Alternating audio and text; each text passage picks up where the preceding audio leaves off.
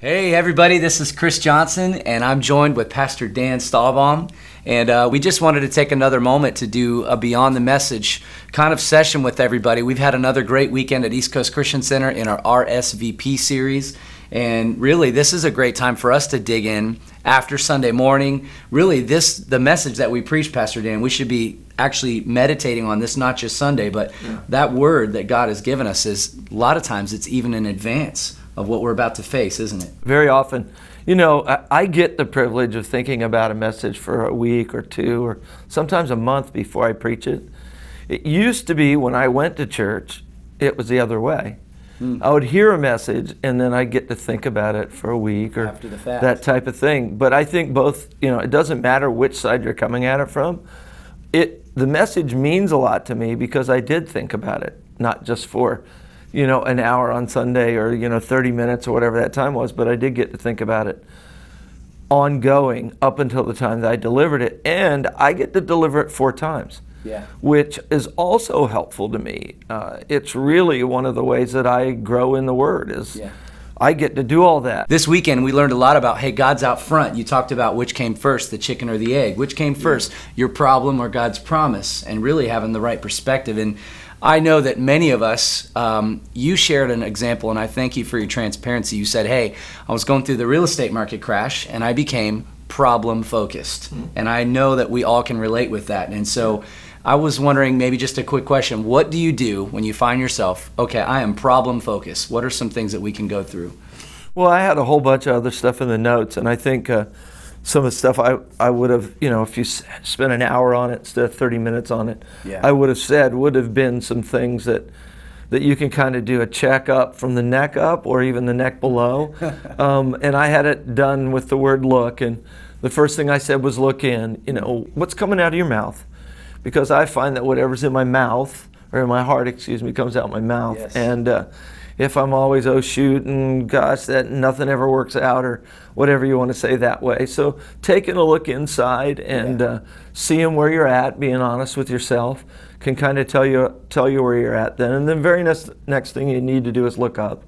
Because, when you see where you're at, most of the time, the best thing to do is to look up. Get a view of who God is and what He's like again. Think about, if God is for us, who could be against us? He who's begun a good work in you will complete it until the day of our Lord Jesus Christ. It's one of my favorite scriptures, because I don't feel complete very often, very many days in my life. And so I'm always encouraged that God's, there was a little silly country western song that Carol and I used to make fun of that we heard on a Christian TV once that was, God's still working on me. Do you remember that song? Oh man, you've stumped me on that. God's still working on me. It's terrible. Nobody should ever know it, but we used to always make fun of it. But the truth is, He is so good. He's never going to stop working on us. And then I think once we look at Him and get a picture of who He is, and then I think something I like to think about is looking unto Him, and then finally to look ahead. Because where we're at right now isn't where we're going to stay. And that's when I start as I look up and I look at unto, and then I start thinking about what's my future look like? What's ahead? When I was in the mess in the housing market, I started seeing something, not being in the mess anymore. And that took faith that He's going to do what He said he would do. And so trying to get a picture on the inside of a future state better than you have today. And I think some of that, what helps me, and when I talk to people about it sometimes, is value. Trying to get people to understand how much value you have to God. Come on. He wouldn't have sent His Son to die for you if your value wasn't so high. And just to try to get that back again. That forgiveness that God has for you and that forgiveness we have for others has to be extended to ourselves too. That's usually the last person we like to forget. I'm the last guy. I'm the last guy on my list. I know that, and sometimes it's pretty challenging. Yep. And I think the enemy, he loves to add insult to injury, and so we really have to combat that shame thing. Is that in the Bible? I don't think that. I think that principle's pretty strong. Though. Yeah. I love that you talked about standing and in hoping. To me, I know you didn't use the word exactly hope, but it takes me to hope, right? Like we have to get our hopes up in those situations where trouble's coming. And, I can say, I understand the guilt thing. And I also say, for me personally, I have found that I don't want to get my hopes up. And so, I've gone through these things, and it's been a long time I've been enduring this problem. And I know God has promised me breakthrough, and now I'm getting a little tired. I'm losing heart. Like, what would you say to somebody that's watching and maybe in that position? And what would your encouragement be? Well, I would say try to get your hopes up. You're already disappointed and discouraged. What would be so bad as if you got what would be so bad if you got discouraged again? Come on. Why not take a chance? And I think there's something, this is not just pumping yourself up, because that's that can be hard. This you gotta find a real foundation, a real substance to your hope, and you got to get into the Word, because the Word is going to give you some hope. Yeah. Get around some encouraging people. There are people that have been through what you've been through. Come on. Doesn't matter what it is. That's right. Doesn't matter where you're at, how old you are, how young you are. There are people that have been through what you've been through and come out the other side and live through it. They're out there. Yeah. What I found in my situation, and that's one of the things Carol and I did, is not only did we look to God and cry out, we started consulting with all sorts of people, and not just church people. We needed to talk to lawyers. Yep. We needed to talk to, bankers. We needed to talk to, investment people, as well as realtors, and, all people with titles that you can't find in the Bible. But they were very helpful people, and we tried to seek out people who not only were experts in those fields, but loved the Lord as well, so that you could get the mix of the two. And one of the things you got to deal with in situations like that is don't let shame.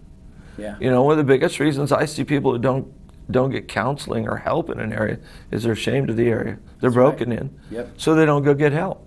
And so, you're going to, that isn't going to get you fixed. No. It didn't help us get fixed by just hiding it. Yeah, getting with some other folks can be real helpful, and trying to get your hopes up again. It really feels like you're looking for somebody who has a testimony in many respects, like, hey, I've got a battle, I've got a physical battle.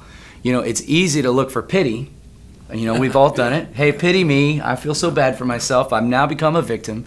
But look for victors, right? Not Eeyores, Tiggers. And I think that's what I hear you saying, and I think that is really good. Not to mean, no hatred for those that are down. They need our encouragement. We mourn with those who are mourning. Absolutely. But it's really important what you surround yourself with, and you got to be in a positive environment where people say, I've been where you're at, and I've overcome. That's Jesus, right? He says, no temptation's overtaken us. That's good. But what's common to man? And with everything, he's provided a way out. And so that's really encouraging. Yeah, pity can be you can get addicted to pity. Yes, you can. Because pity feels good, Yep. gives you an emotional boost, but it doesn't change your situation. And I think whenever we get in something and we're deep enough in it, we better hope to get it changed. He who's begun a good work in it will complete it.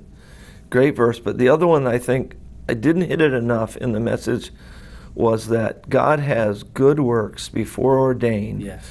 That we should walk in them. And so if that's true, before I was born, Paul said God called him from his mother's womb. There's, it's in the Psalms, it's just many places in the Scripture. To think that God formed and fashioned us in our mother's womb for a purpose, if all that is true, then there's got to be something better than just, problems that await us.